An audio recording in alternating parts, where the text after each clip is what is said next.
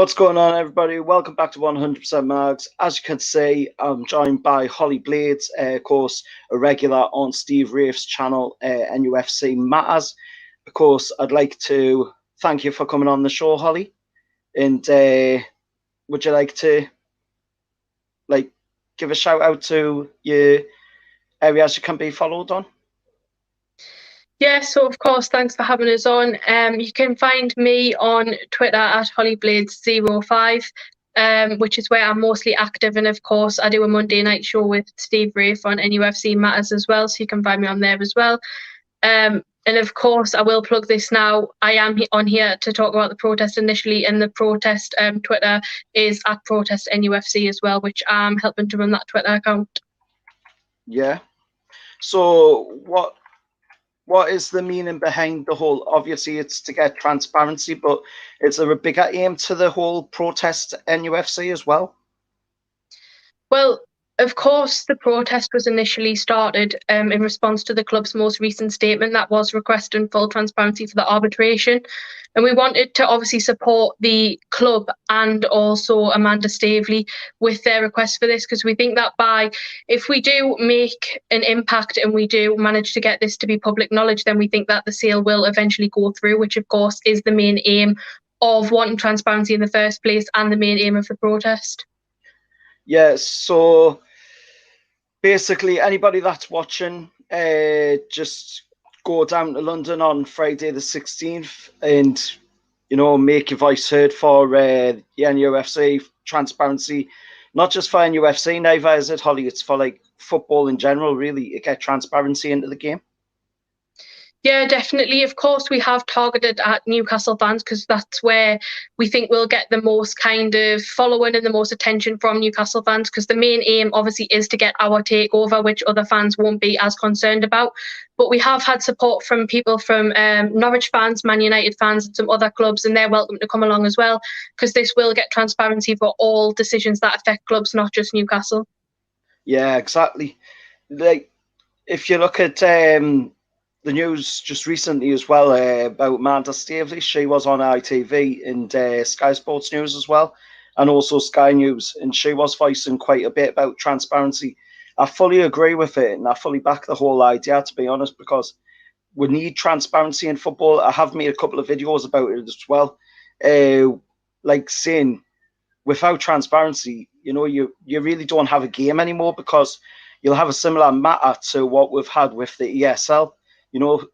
Clubs like the Six having secret meetings, wanting to try and make a breakaway league and run away from the other 14 teams in the league, whilst also trying to stop, of course, people like ourselves, Newcastle fans, trying to have a future with a club, in a takeover. And transparency is definitely key for the future. We can't have any more of, these scrupulous people like Richard Masters, Gary Hoffman, working behind the scenes, trying to get whatever they can for the clubs that they seem to apparently adore. And it's just absolutely ridiculous. What do you make of Amanda Staveley's comments on ITV, Sky Sports and that? Well, I thought it was a great interview, and I think that it was very good in terms of addressing the kind of supporters that believe that this deal isn't on the table anymore, because I've heard a lot of people that are saying, well, we're fighting for this takeover, but what's the point? Because the buyers walked away and maybe they're not interested anymore, maybe they've moved on. That clearly proved that Amanda Staveley and the consortium are still very much on the table and willing to come in as soon as the Premier League allow them to. It also sent out a message of how determined she is to get the club, and I think her passion shone through, and that's someone that I think would be brilliant to own the football club. And our request for transparency, I fully support, because it is the only way we're going to get a fair hearing, because I don't think we've had one. And I think we all can agree that there is corruption going on within the Premier League. And if this is made public, then one, they can't get away with it anymore, and two, they'll be exposed, which will hopefully work in our favour in getting this deal finally through. Because even if we don't get the answer that we want, which I think we will, we need some sort of answer, because for over 15 months we've been in limbo, and it makes the job a lot harder to stay up, because it'll be a massive ask for Steve Bruce and the players to be motivated, knowing that they could all be leaving the club in a short period of time. Yeah, exactly. It's exactly that. Like you say, Holly, it's it's just trying to find the common ground on where the club's going to be, heading into this season, because we don't want a repeat of what we had last season, where we were under Steve Bruce. He was giving poor performances out every weekend. We ended up having to bring in Graham Jones, or Jonesy as everybody would like to call him, and he ended up giving that little bit more boost towards the team and adding that tactical knowledge to the team as well, because, Steve Bruce just didn't show that last season. And he said himself he's not a tactical manager. So getting the takeover through the door is like guaranteeing the future for this club. And especially, like I've talked about on my previous videos as well, St James's Park's been built for quite a while, and the ground in is, concrete's got like a 50-year lifespan. The East Stand has got to be getting close to that lifespan now on the concrete, and we do not want a repeat of what we're seeing with the likes of the Liverpool fans and Sheffield Wednesday fans with Hillsborough. We don't want a repeat of that, and the only way forward to actually change that and be able to improve and build the stadium up more is if we get this takeover. So I fully agree with you. Yeah, transparency is definitely needed in the game. We'll have a look at some comments here from Liam NUFC. He says it has to go through. If it doesn't, like I've said to Newcastle fans, I will be sticking with non-league football. I don't know if you agree with that comment. Do you agree with that comment? Not personally, but I respect everyone's opinions, of course. I mean, for me, it doesn't make a difference kind of what league we're in or who's the owner, because I will go to games regardless. And I know that puts a lot of fans in limbo as well, because they don't know whether to renew their season tickets and stuff, because some people don't want to go unless Ashley goes. But for me, I'll be there regardless. Yeah, same here. I just couldn't see supporting another team, to be honest, other than Newcastle, especially with English football. I've obviously got my foreign teams, but for English football, it's got to be Newcastle or nobody else, to be honest. Look at another comment here from Liam. The corruption is one of the reasons why people choose to watch La Ligue football. I agree with you. You can't see the corruption is pretty bad in football these days. We've got a one here from Funko Freddy as well. Hi, mate. So we'll just put up on the screen first, of course, the promo that you put out for the It's Time to Be United. We'll run that and let everybody see what that's all about.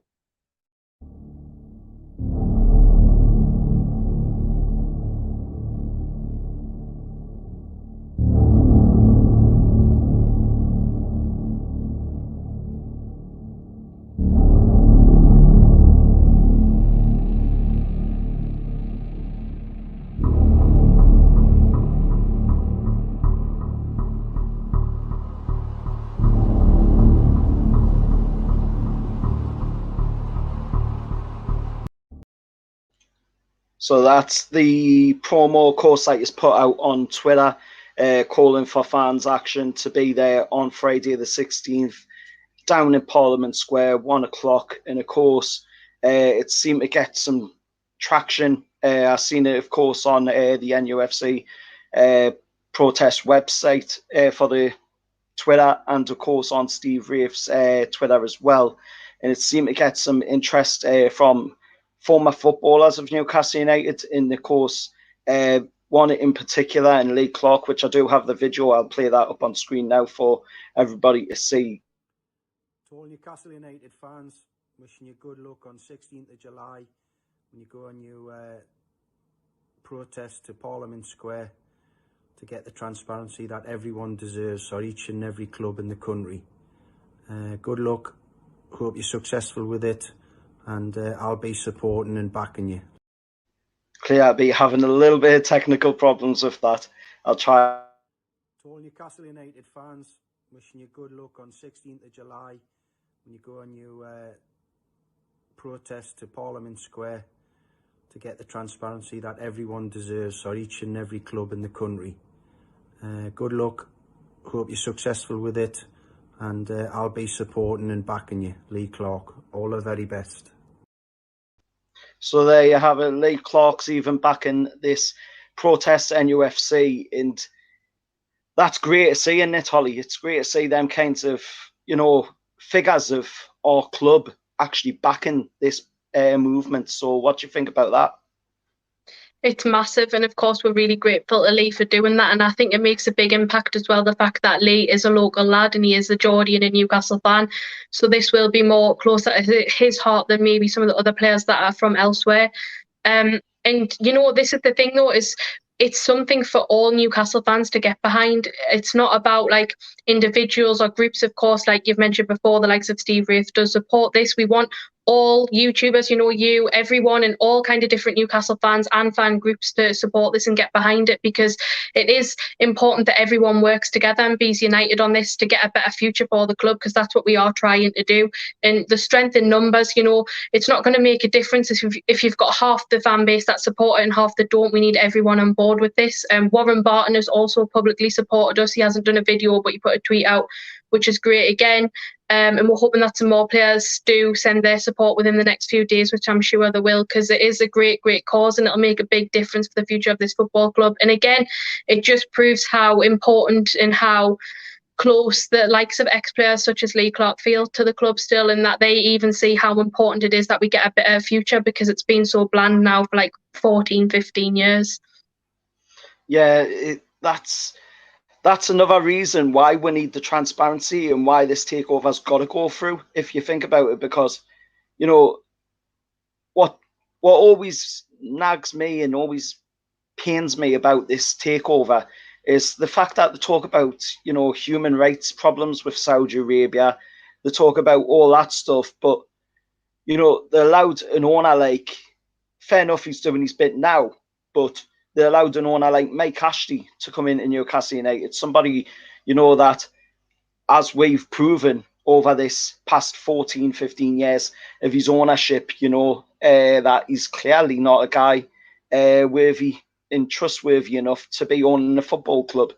And he's shown that on many, many occasions over them 14, 15 years, and he is starting to do his bit now. I will give him that. I will give him respect in that part that he is doing it now.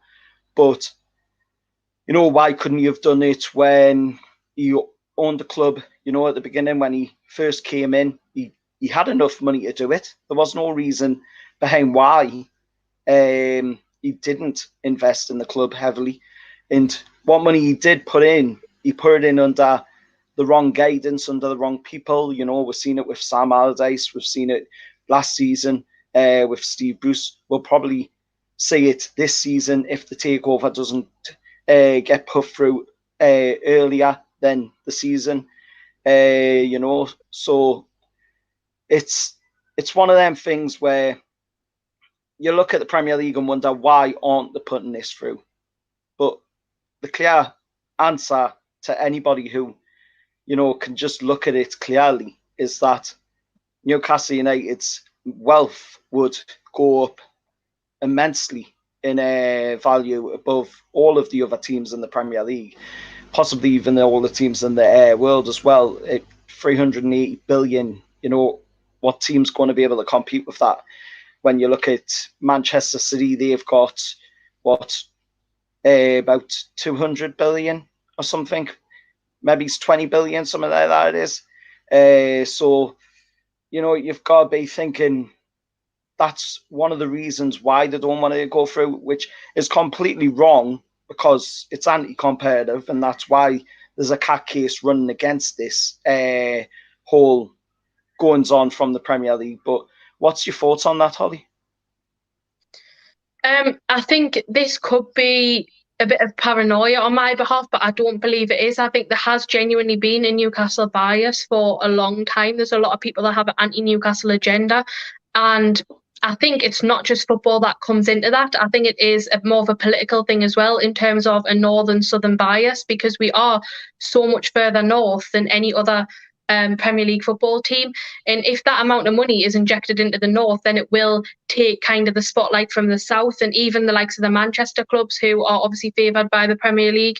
And then we will get a lot more of that attention, a lot more of that money, and we'll start to win things, which I don't think people want to see. I think people want to make sure that power stays elsewhere because we are just too far north, which is ridiculous, because anyone should have that chance, no matter whether they are in London or whether they're in Newcastle or the Midlands or anywhere. It doesn't matter. Anyone should have the chance to get a fair takeover if it's presented to them. And I think if this had been the likes of a Man United or an Arsenal, I think this takeover would have went through in the 6-week process that it normally does. I don't think it would have been lengthened out for as long as ours has been. I think it's massively unfair.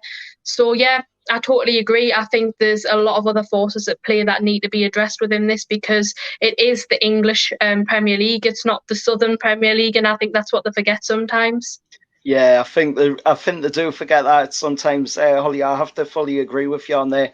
There is, like you say, there is a feeling of a north-south divide, and you know, with Newcastle being so close to Scotland, I think they seem to forget that, you know, we are an English city. We are probably a really huge city. You know, a lot of people look towards Newcastle.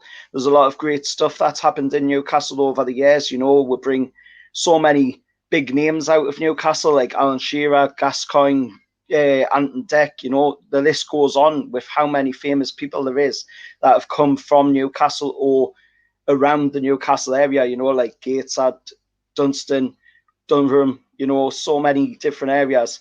And yeah, I fully agree with you. It's definitely, it does feel at times a north and south divide, and it is pathetic. It is pathetic that they actually take that kind of stance on the whole thing. If it, like you say, if it had been any one of the Manchester clubs, the Merseyside clubs, even the London clubs, you know, this would have been put through without even a second of thought to it. They would have put through immediately. So yeah, I fully agree with you on that. Like it does feel like an north and south divide. We'll look at a few more comments down the side here.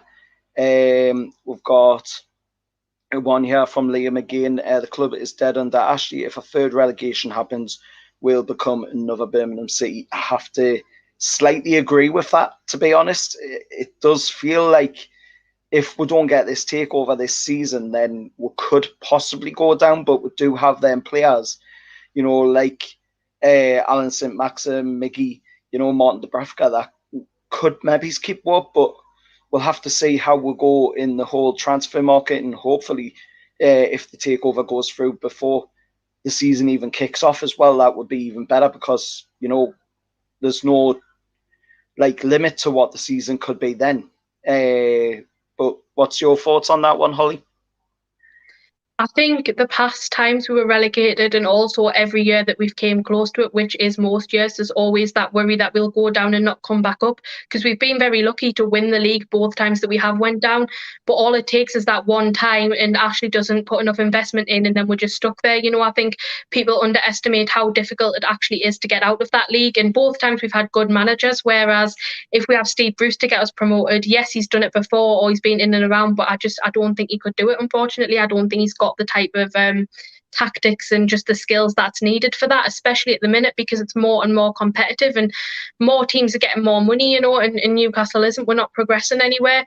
But this is why I think we need to try and work on getting this through before the start of the season, because yet again, we will be in a relegation battle if we don't strengthen, which I can't see us doing.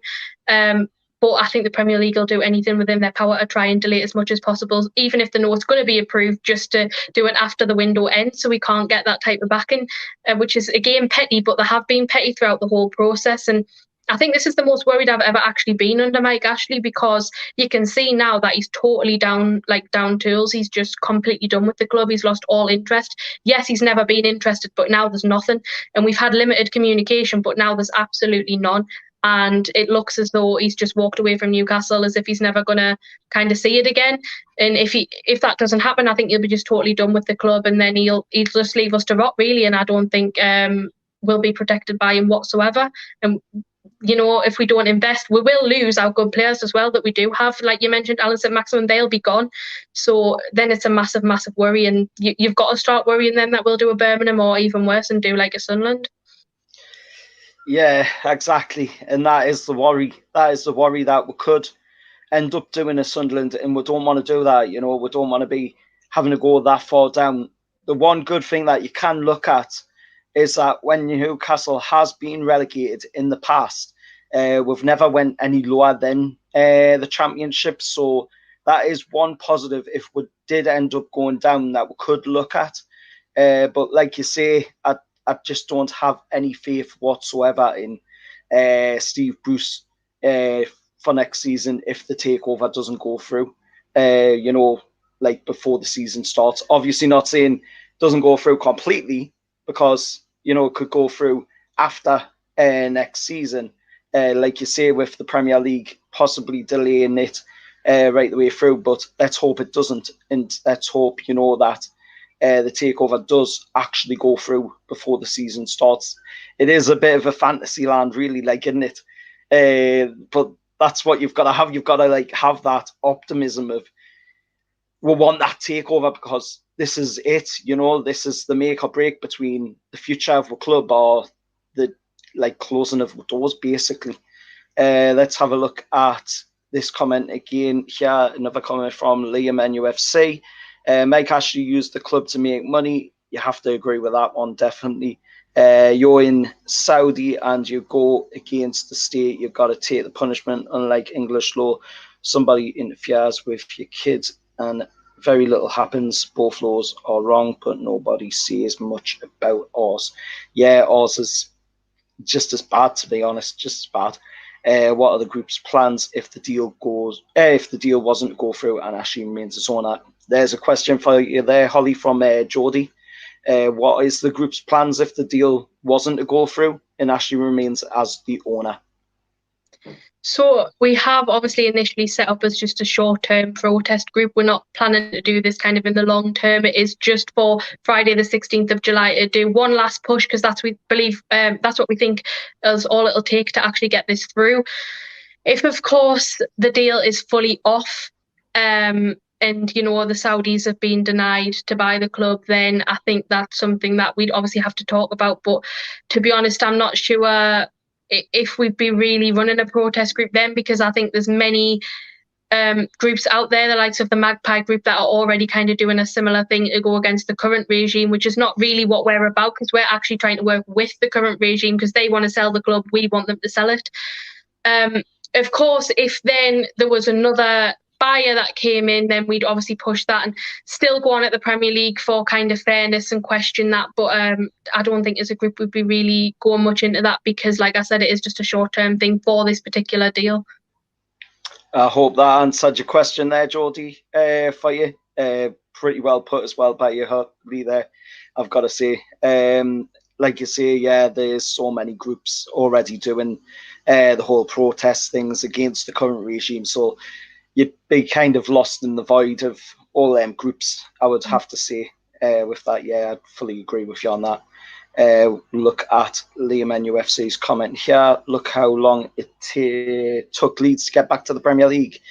I have to agree on that as well. Yeah, with bad owners, it took them so long to get back to the Premier League. Finally, they are back, and they look pretty good, to be honest, compared to what they did look when they were going down. And they've got a really good team, really good manager in Bazalzi as well. What's your thoughts on that, Holly? Leeds, of course, were down for a very long time, and they are a massive club as well, which, yet again, like I've said before, that is the worry with Newcastle, that if we went down, we wouldn't make it back up and would be trapped in the Championship, which is not ever what Newcastle should be, because we're far too big for the Championship, which I think we've proved both times that we've been in it under Mike Ashley. Now, yes, they've came back up, they've been brilliant, but we don't want to have to wait like 10 years or whatever in the Championship for that to happen. That would just be very, very, very sad for Newcastle, because we're far too big to be rotting in the Championship and lower leagues. Very true. Very, very true. Let's have a look. There's a lot coming in from Liam NUFC. Another one from Liam NUFC. It's Ellis Short at Sunderland, as he gave up on Sunderland after Sunderland's last season in the Premier League. I don't quite get that one, to be honest. I think he's kind of comparing Mike Ashley Ellis Short, yeah. I think that's what he's going for there. Didn't quite get that one. How can Ashley be classed as a fit and proper owner when he was when he has walked away from the club. I'd have to agree with you. Yeah, he really isn't a fit and proper owner. He probably shouldn't have been in the club to begin with. And, that's why I'm questioning why the Premier League's delaying the takeover from the Saudis when they allowed a guy like Mike Ashley in. What's your thoughts on that question there by Jody? I think we all know that Mike Ashley's not a fit and proper owner. I think he's a good businessman, and that's where his kind of brain works. That's what he works at. And I think he bought Newcastle as a business, and he expected it to run it like Sports Direct or his other businesses.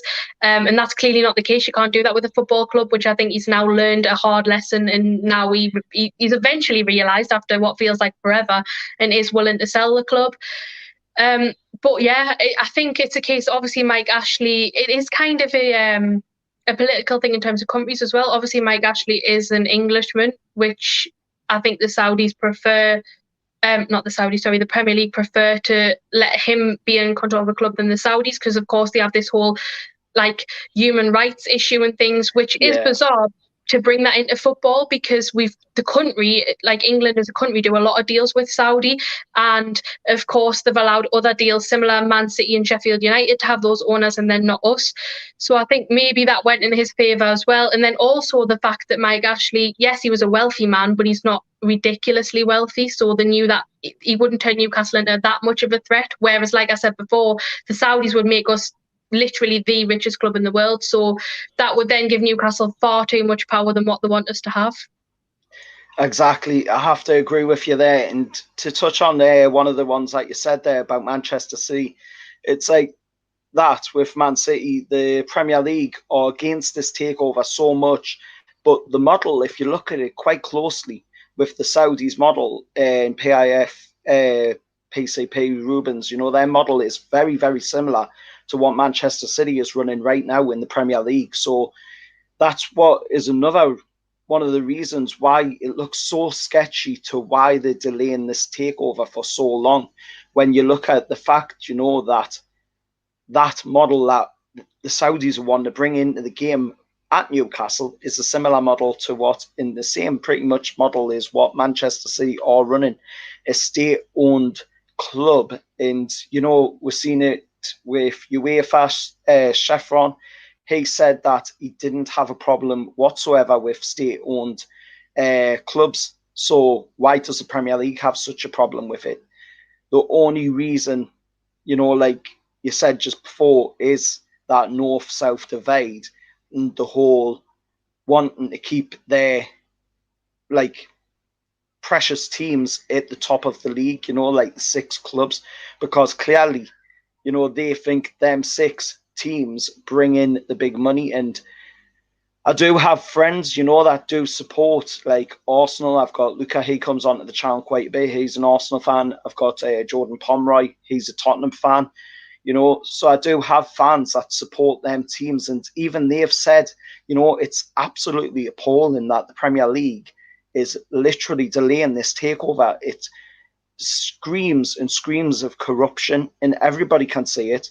It's been all over the TV.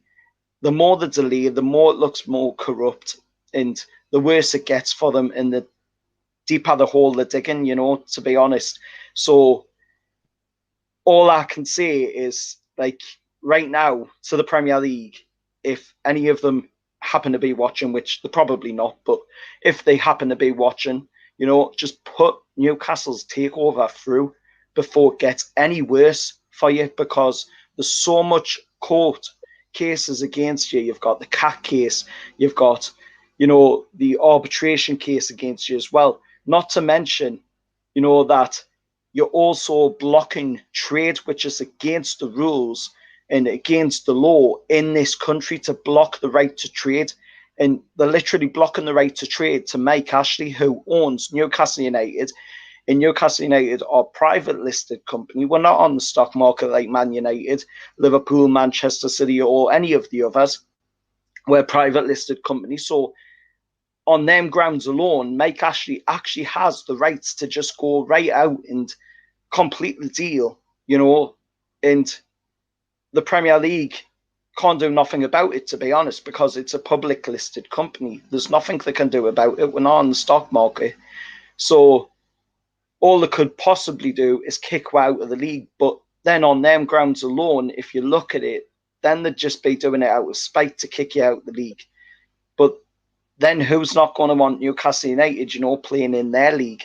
The Scotch, I'm sure they would probably then take Newcastle into their league, or we would play in the Championship with billions. But then that's unfair, on all of the teams down in the Championship having to play down there with billions. And then if you get promoted as well, you can't stay in the Championship. So what happens then? What happens to the Saudis owning the club then? That's it. Just makes you wonder to why they're delaying it so long for the delays. We'll have a look at Geordie's comment. Did we cover this one already? If the takeover happens after the season starts, it will be another Ashley season, as the consortium won't be able to bring the players they want to bring in. There's not really much we can talk about on that one, Geordie, mate, to be honest, because, it's all dependent on the takeover for players to come in at the door, to be honest. Otherwise, it's just freebies, I think, because it looks like we're not going to have much in the way of funds for next season, unless, of course, that clears up a little bit closer to the season. But sorry, I couldn't answer that one for you, Geordie, but that's the best answer I could do, to be honest. As NUFC fans, we shouldn't even be talking about losing our players and looking at relegation. We should be looking up and over 11th. That would be well and truly the case, Freddie, mate, but you can't help but talk about losing the players or talking about relegation with all of the talk what the Premier League are doing against with takeover. They're so against it. It's not even just them neither. It's the likes of we've seen it on Steve Rafe's channel. Ben Jacobs coming on, being very negative. Luke Edwards being very negative. Most of the journalists being very negative towards the takeover. There's only the odd one, that are very much for the takeover, in the likes of, Liam Kennedy from the Shields Gazette. And that brings us, of course, on to a question to yourself, of course, Ollie. What do you make of all of the journalism, the negativity from the journalists, and of course the positivity from the ones behind it as well? I'll start with the positives in terms of local journalists. I think Lee Ryder and people at the Chronicle have been pretty good about it.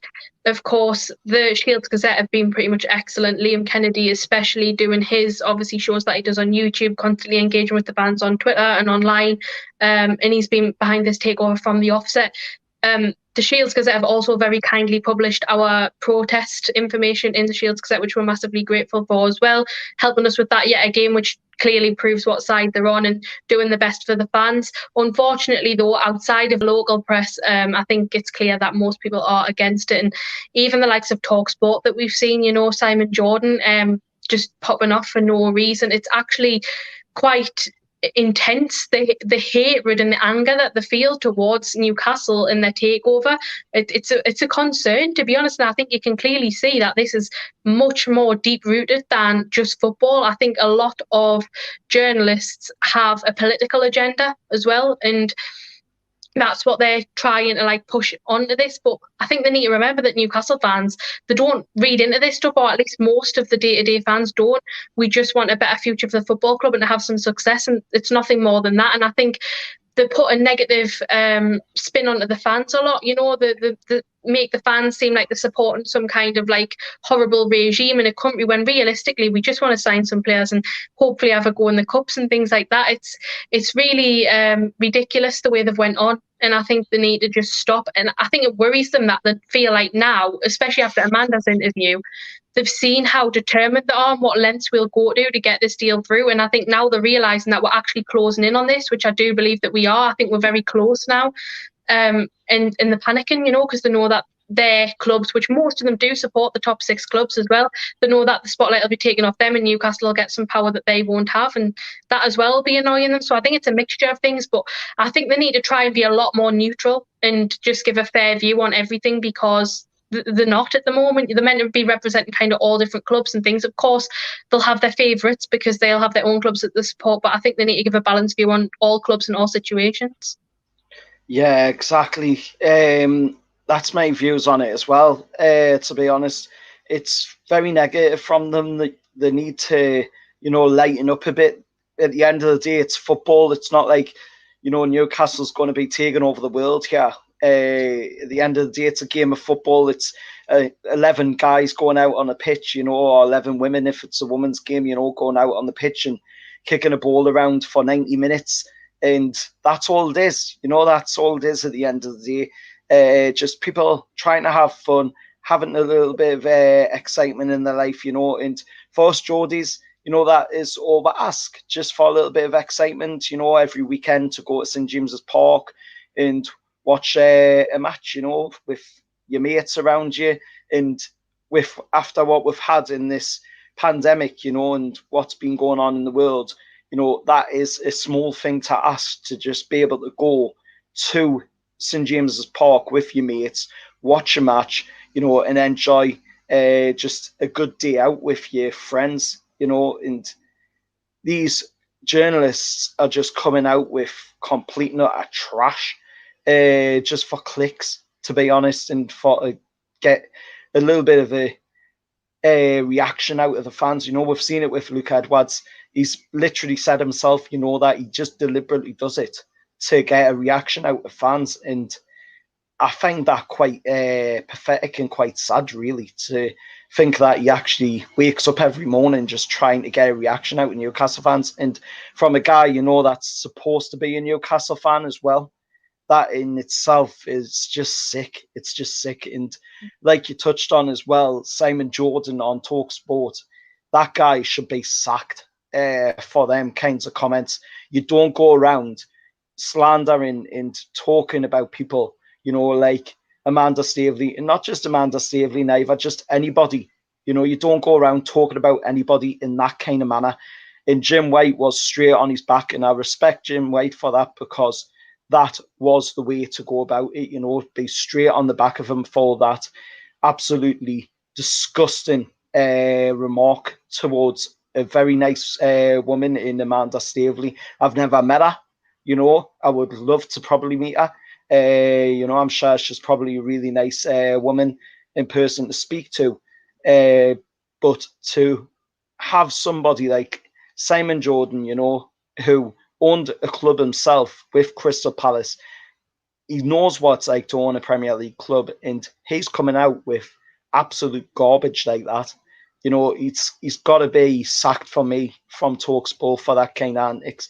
And that's not the first time neither, to be honest, Holly, that TalkSport's been negative towards us Newcastle United fans. They've done it quite regularly. You've got to look at, Abraham the Moose. He did it as well. He said that Newcastle was an absolute crap tip. All the women are absolutely ugly. Everything just absolute garbage, just to get a reaction. I did a video on it a while back, and of course I uploaded a video of Jeff Sterling making a rant on Sky about it as well. And I've got to agree with Jeff Sterling. He was bang on the money with what he said against the Moose. And like I say, anybody who's going to listen, to what TalkSport's got to say, just turn it off, man. Just turn it off. Just don't bother listening to them. They're a terrible radio station.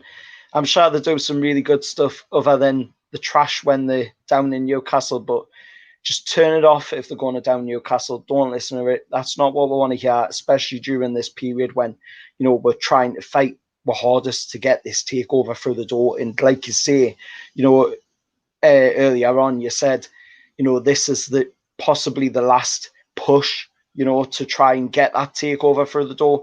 Amanda Staveley said it as well, on TV. This could be the last push, the last thing we need to get this takeover through. And that's just something that needs to be done. And this transparency, which is why you've come on the channel, of course, today, is, of course, the reason why it needs done as well. We need transparency in the game.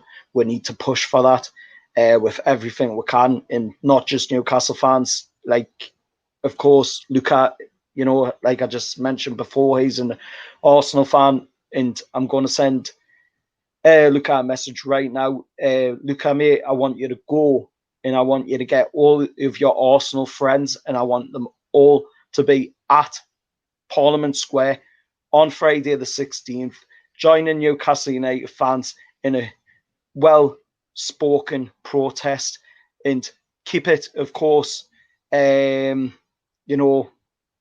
safe. Don't go over the top. Don't be violent in the protest. That's not what we're about. That's not the message that we want to send across in this protest. We just want, to put over the right mentality that this takeover must go through, and for all rights, because it's not going to just profit Newcastle here. It's going to profit everybody in it, Holly.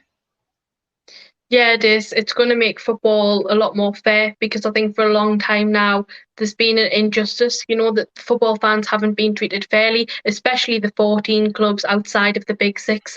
We just haven't had the respect that we deserve. It should be an equal amount of, respect for all 20 clubs. It should be like across everyone. It shouldn't be select clubs. And as well for the top six, I think everyone wants a fair game, because if we have a fair game, the competition's more, there's more like kind of leeway in who can win trophies and who can finish in the top half. And I think that's just something that we all want. We want to see the English game be more fair and get better. And I think, unfortunately, as times went on, it's actually became worse football rather than better, which is not what we want to see, especially with all the money and the TV and the privileges that we have now compared to in the past. It should be much, much better game, but unfortunately it's not. And now we need to stand up against this regime and say, no, actually football is for the fans.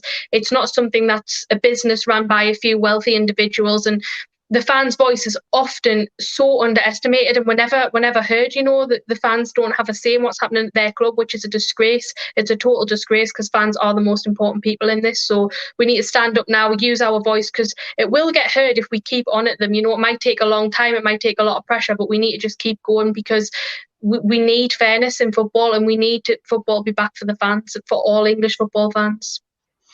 Very, very true. Very true with that one, Holly. It must be put through. We definitely need this transparency.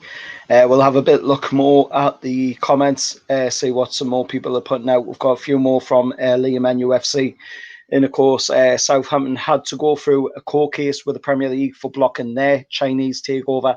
Yes, I do remember that one. They did have to go through, and of course, it turns out that their owner actually was doing corrupt stuff, and for some reason he's still actually the owner at Southampton as well, which is quite surprising when you consider, that the Premier League are trying to stop our takeover, and yet they've got a guy in at Southampton who clearly is being corrupt. Looking at it, of course, this one, the media didn't care when Bury went bust. I have to agree with that as well, Liam. We've got another one here. The hate has always been the two. Manchester's is the furthest north they went to. Ben Jacobs, I've never had the time of day for, and Simon is just a posh boy who thinks he runs a massive club. That's all basically true there. It's all well and truly true, actually, Freddie. I have to agree with you that one. And to be honest, Simon Jordan was a guy, it's Crystal Palace, when he owned them, he couldn't even run that club properly. So why do I have to listen to what he's got to say on the matters at Newcastle United? We've got another one from Liam NFC. Most people who go to Old Trafford ain't even from Manchester. I have to agree with that one as well. To be honest, that is true. They're quite plastic fans.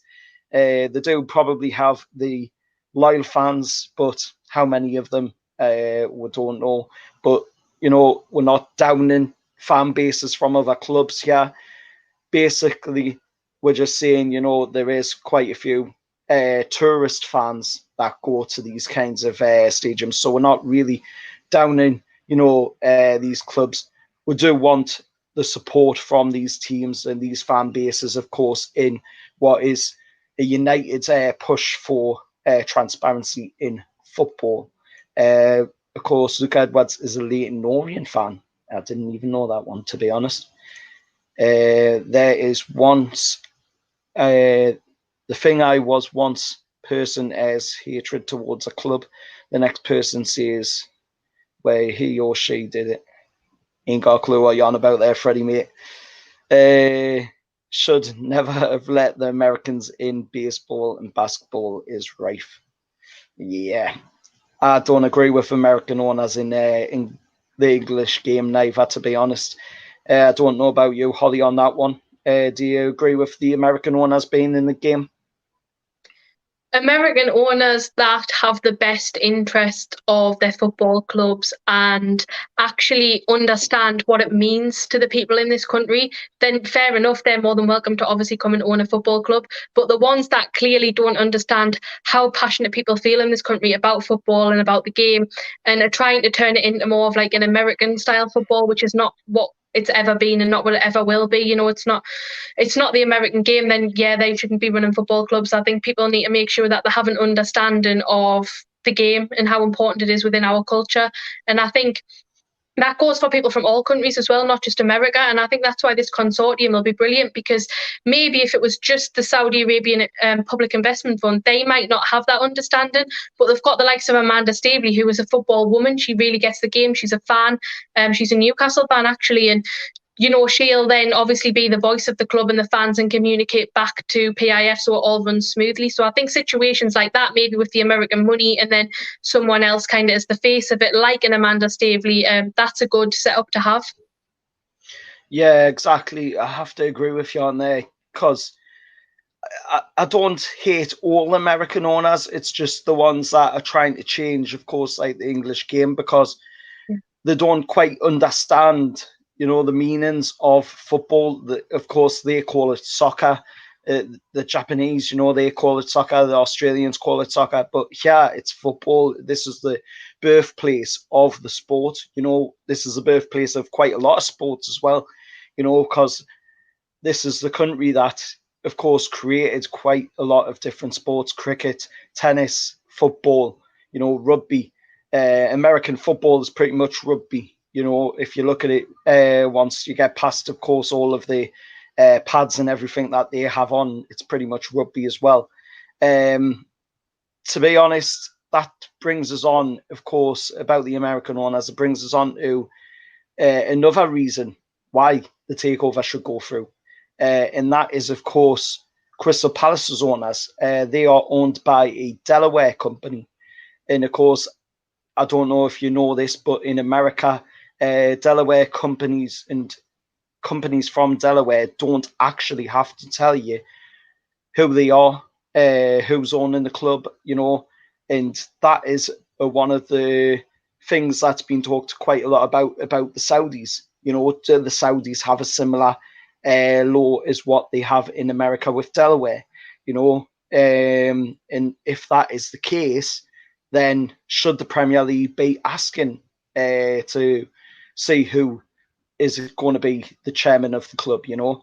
Clearly we already know who it's going to be. It's going to be Yasser Al-Rahmani. More than likely that will be the chairman of the club. He is the chairman of the PIF fund, and that has been a person that they have said would take the chair at Newcastle. But on that board would also be Amanda Staveley, a husband as well, and of course the Rubens would have Jamie Rubin in there as well. And that also brings us to another reason why this takeover should go through as well, in the fact that, they talk about human rights problems and they talk about this takeover not being very progressive viewed wise. But if you actually look at the people that are trying to buy Newcastle United, you've got Amanda Staveley, who is an English woman, born not far away from Newcastle, supports Newcastle, so she's clearly got the good interests of the club at heart. She's married to an Iranian man. She also, alongside her, is also the Reuben brothers, who are a Jewish British billionaire family, the richest family in England. And then, of course, you've got the Saudis. So looking at that, how more progressive could it be? You've literally got a diverse reach of so many different nationalities, so many different beliefs. And he has the Premier League, coming in with human rights problems, piracy problems, and chucking a whole bunch of mist and smoke around on this whole takeover because they don't want it to go through, because a couple of clubs, or 6 clubs in this case, are against it because they'll be put out of pocket when this takeover goes through. What's your thoughts on that, Holly? I think that the Premier League know that they are not following their own rules and not treating Newcastle fairly, because they're bringing in other problems into the mix, which has no impact on how they would run this football club. In terms of what you were talking about earlier, as if the Premier League didn't know who was going to be on the board, then of course they have a right to inquire about that, because I think it's massively important that they know who's going to be running Newcastle. And also for the fans, I wouldn't like to be owned by someone that we didn't know who they were. We want to know who these people are. But I think that Amanda Staveley's already cleared up that there was no issues over who would be running the club. I think they managed to sort that out eventually, so they've agreed on that clearly. And I think that it's just a case of them creating issues out of anything. They've been going into stories from 4 or 5 years ago, which, why would you do that? I don't understand. Exactly. It's just anything and everything they can do to put something in a spanner in the works to try and cause a problem, really. But I think Amanda knows that they've answered all the questions. She said they've answered all the questions the Premier League's put to them, and I think now they're just at a dead end. And so what they're doing is just trying to delay it for as long as possible, hoping, like they have in the past, that the buyers will get sick and walk away, which I think by now surely they must realise that it's just not going to happen. After 15 months they would have walked away by now, and it's actually embarrassing, I think, for the Premier League, because when I was watching GB News and Rachel Sweeney was covering the story, and people are still talking about it every day, talking about it for 15 months, and the Premier League saying no comment, they're not giving any answers or backing up why they're doing things. And I think it's just an embarrassment, to be honest. An organisation like that, and they can't even give an answer. I really, really think they need to sort it out and question who they've actually got running this board. Yeah, that is, like you say, that is one of the things that's quite laughable. The fact that they actually think that this will go away, and it's not going to go away. It's been going on for, like you say, 15 months now, and it's not going to go away. It's never going to go away, because, like Amanda Staveley says, she's not going to give up the takeover, the consortium. They're not going to give up on this deal. This is the club that they want. She's tried 2 times before this. This is the 3rd time now that she's tried to buy the club. And if this attempt doesn't work out, I'm sure she'll be back again in the future, but hopefully this attempt does work out this time, because this is, a takeover. To quote, Carlsberg, this is, if Carlsberg made takeovers, this is the dream takeover. There's not going to be another takeover, like this with any other club. This is the public investment fund of Saudi Arabia, the most wealthiest, company out there. They can literally just spend money for days and never run out of it. We've seen it. They've bought shares in Disney, they've got shares in BT, and they've also got the F1 as well in their country. They've got the fight, for Tyson Fury and Anthony Joshua as well, going to be done in Riyadh as well. And I don't see any of them people complaining, about the Saudis putting money in. So why should the Premier League be complaining? That is why we're questioning it. Us Newcastle United fans are questioning this. Why are the Premier League so reluctant to stop this takeover from going through? What do they benefit out of it? What do they get out of it? We know we get a takeover out of it, but what do they get out of it? That is the question. What do they actually get out of it? Do you have any ideas, Holly, on that? Or what the Premier League are getting out of stopping it, or what does the Premier League like actually benefit? What would you think the Premier League would actually benefit out of getting the whole takeover stopped? well, it's just obviously pleasing their big six clubs, of course, which they clearly have a very good and strong relationship with. And that's why we saw the lack of punishment, I believe, for the ESL. Obviously, that's a different topic, but I think a couple of £1 million fine is nothing for those clubs, and it's just a joke, really. And I think if it wasn't those six clubs, then the punishments would have been far, far greater. So obviously, it'll please those six clubs. Also, keep Newcastle out of power, keep the money down the south of England. But I think if they stop being so close-minded, because I think that's what we've got to remember, they're being very, very narrow-minded, and they're just focusing on these very petty issues. But if they actually opened their mind up and realised the potential of this deal, it would do far more good than bad. Because one, they're going to bring investment into one of their football clubs, bring a lot of money into the league. Of course, we then strengthen relationships with Saudi Arabia, who would bring in, more kind of fans from that country, probably start getting more games streamed there, because the Saudi fans would start wanting to watch the Newcastle games and then other games as well, because they become interested in the league. And as well, they've planned to actually put investment into the local area, into Newcastle and the northeast, which would carry on down to the rest of the north of the country. And especially after a pandemic where the country's struggling for money, any investment, particularly in the northeast region, which is one of the hardest hit regions, that would be massively important. They'd be creating more jobs, they'd be building more things, and there would be a better quality of life for children as well, because they were planning to do a lot, obviously, with the youth academy and stuff, and get families involved, which will be a great thing. It's a great thing, because there's so many families that obviously struggle and are in poverty around Newcastle area, that it'll be a massive help to. So I think the Premier League have got to realise that there's so much good that this takeover would do them bad, and just stop being so centred on power down the south and pleasing their top six clubs, and realise that actually this is going to bring a lot more exciting and new opportunities that'll benefit us. Yeah, exactly. I have to fully agree with you on that. Definitely, there is a lot more benefit out of it for the region. There's a lot more positives to look at, and I don't care what they say, about sports washing. It's not sports washing, because if we look at the Americans, they've had poor human rights problems in the past. As well, with all of what they did to the black people over the years, and we've had poor human rights problems. But these countries, like us, America, and even Saudi Arabia now, they've got to move with the times. And that is what Saudi Arabia is doing. They are trying to do, and they're trying to move into a modern era.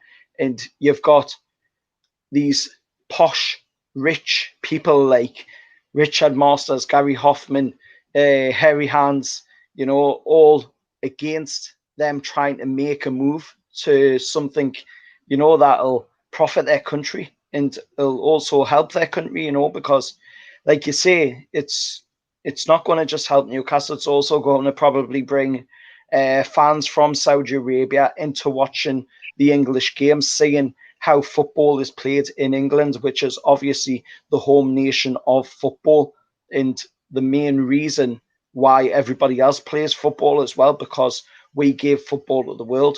And that might sound arrogant, but at the end of the day, that is the fact. England was the home nation of football and still is the home nation of football, and we've given it to the world. And now the Saudis are wanting to be part of that and come in and enjoy it with the rest of it. And yeah, you've got people saying, no, we don't want it because you've got bad human rights problems. And it's just all wrong. It's all wrong. We've got a question here from James Brown, obviously not the singer. Has the group been in contact with any members of Ashley's side or the consortium? That would be a question, of course, aimed towards you, Holly. So, obviously, we have contacted the club to kind of make them aware, but they can't really publicly kind of supported, I suppose, because that would have a lot of massive implications, especially whilst they're going against the Premier League in court. And of course, I guess from the club's point of view as well, they don't know how certain fans might behave at the protest. Of course, we all hoping it's just going to go well, but you can't guarantee that. And if the club had publicly announced that they'd supported this, then that would reflect badly on them, which may have an effect in legal cases. And you're not going to get the likes of Mike Ashley going, oh yeah, join the protest, because yet again, that's not probably very professional. So it's very, very difficult to do that. I'd imagine that they'd be very supportive of it, because of course Mike Ashley and his kind of team want the club to be sold, and that's something that we're working with them to try and make that possible. He's called for transparency, we're trying to get transparency, so I'd imagine that they'd be aware of it and that they would be supporting it. But obviously you can expect they're not going to be able to say anything public, because that would just have negative repercussions for them if anything did go wrong. Exactly. You've got to look at it from their side of things, haven't you? Because they are in court cases, they do have NDAs, and they can't always answer certain questions, and you do have to be very, very respectful of that, of course. Another one here from James Brown, saying Christianity, Jewish and Muslim all wanted to buy the club, yet not good for Dickie Masters. Exactly. Piff willing to buy Man United. From what I heard, Liam, on that one, to be honest, I heard that it was all a rumour made up by Man United to, of course, get more profile for their club. I wouldn't take any news on that one, to be honest, other than that, because I just heard that was a rumour to build up the profile of their club. Thing is, it's past bragging rights. This takeover is personal now, between Piff, Staveley, Ashley and the rest. Have to agree with that as well. And we'll also look at this one. Liam Spurs asked Piff to buy them, to buy into them, laugh out loud as well. Yeah, they did. They actually hoard themselves out to the Saudis, which is quite crazy. And this country is known for racism. Yep, our country is known for racism as well. But of course, like I say, our country is trying to better that as well. So I'd like to take this time to thank you for coming on the channel, Holly. Also, if you would like to give a shout out to, of course, where people can find you on Twitter or any of your other socials as well. Firstly, I'll just quickly promote the protest once again and give some information on that. So you can email us at nufctransparencyprotest@gmail.com. We're also on Twitter at protestnufc. I'll be answering any DMs and stuff like that. Also, my personal Twitter is hollyblade05, and if you can't get in contact with the protest group or whatever, you can message me and I'll try my best to give you an answer. The protest is in Parliament Square, London, on Friday the 16th of July at 1 p.m. For fans travelling up from the northeast, we've organised buses which will be setting off from St James's Park at 5 a.m. and they are a cost price of £30 per person as well. And yeah, that's basically all of the information on the protest. Of course, we will be having our own flags and kind of banners there. If you do want to bring anything along that's obviously respectful and gets our message across, then you are more than welcome. And yeah, obviously, like I said, my Twitter, hollyblade05, that's mostly where I post my football stuff. All my other stuff's kind of just like what I have my friends and family on. But I do a weekly show on a Monday, the Stephen Holly show on NUFC Matters, which is at 6 o'clock as well, and that's mainly what I do. But I vary on different YouTube channels, so just keep an eye out and you might see me coming on one, but I will update that on my Twitter when I do go on different channels. And thanks for having us on, Carl. Thank you for coming on, Holly. It's been a pleasure to have you on, and good luck on Friday the 16th down in Parliament Square. Hope the protest goes well and it all stays civilized and doesn't get out of hand as well. Thank you for coming on. Thank you. Thanks. Thanks. Take care. Bye. Bye. Bye.